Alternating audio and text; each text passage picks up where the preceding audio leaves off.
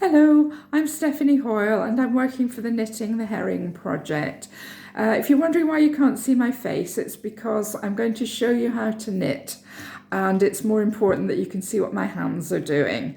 We're going to do a square like this one.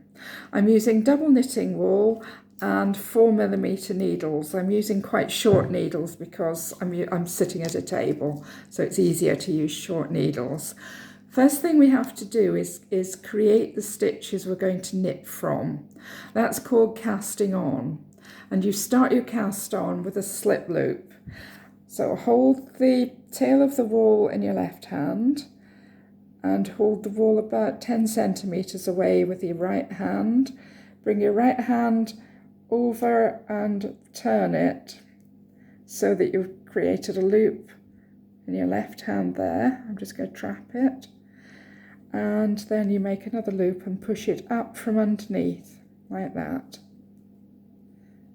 If you hold that loop on your finger and pull the tail back, tightens that up, and then slip it onto your left hand needle, pull on the wool, and there you go, that's your first stitch created.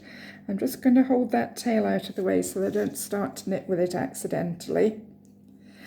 Now, this is the way I was taught to cast on when I was a child, and it's a way I've cast on for many years. There are different ways of doing it, but this one is quite straightforward. So, put the point of your right hand needle into the loop you've just made, like that, okay? So that your right hand needle lies underneath the left hand one, and they're crossed over. I've just put my finger behind to hold them. Now take your wool and put it underneath and over the point of your right hand needle. You're making a loop round the needle, and I'm just going to hold it here so that it doesn't slip off the end. Now I'm going to pull the point of my right hand needle back and through the loop there on the left needle, pulling that loop up. Okay, now I've got a loop on each needle. I'm going to transfer the new one onto my left hand needle so that I've now got 2 stitches on my left hand needle. And now we do the same again. We put the point of the right hand needle into the loop we've just made, and it's going through the loop. You can see there, it's not going between the stitches, it's going through the loop. And take the wool round under the point and over it, pull the right hand point back and through, and pull up that loop and transfer it to the left hand needle. That's 3 stitches, and there we go, that's 4. I'm going for 15 altogether. That's 5.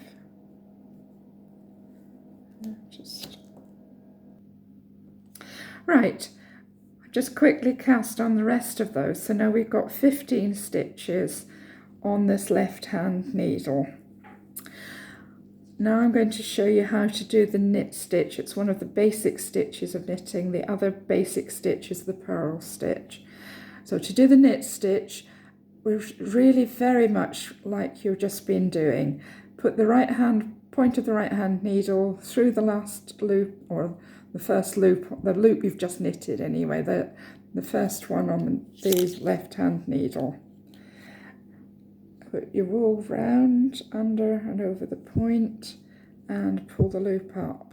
That's just what you've already been doing to cast on. Now, instead of slipping this loop onto the left hand needle, I'm going to slip off the loop that I've just knitted into. So slip it off like that.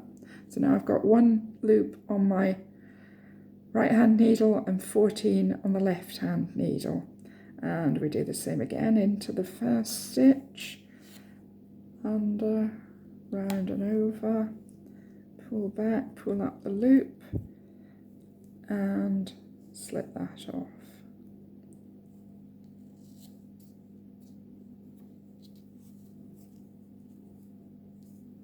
In, and oops, and slip that off. in, round and over, and slip off. And that's all there is to it. I'm just going to finish that row. There we go. Right, I've just finished knitting that row. So now all of the stitches are on my right hand needle.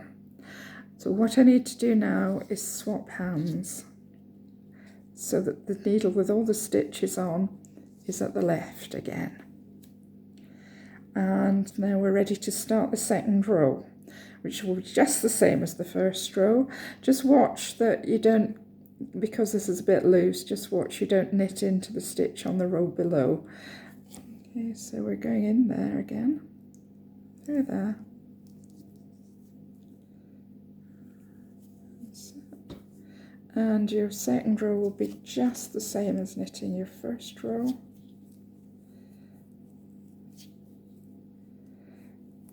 And you just keep going, row after row, until you've got a square. Now I had 15 stitches here and it took 26 rows to give me a square. And the way to test if you've got a square rather than an oblong is to take the bottom, one of the bottom corners, fold it up so that the side of the knitting is lying under the stitches that are on the needle, like that. And then if the bottom of your knitting lines up with the side, the other side, then you've got a square. If the bottom of the knitting lines up there, then you need to knit a few more rows to get your square. So now I've got my square, I need to cast off. That means securing all the stitches, kind of locking them so that the knitting doesn't unravel. Now this is what you do. You knit 2 stitches, just as usual, like that. And then you lift, no, wait a minute, I'm just going to knit that one again because I split the wool. Right, there we go. So I've got 2 stitches here. I'm going to put the point of the left hand needle under the first one I knitted. Okay, and pull, just hold on to that and lift it over the second stitch. So that stitch is now locked there. Now knit another stitch so that you've got 2 again, and do the same again, the first stitch over the second, and that's casting off.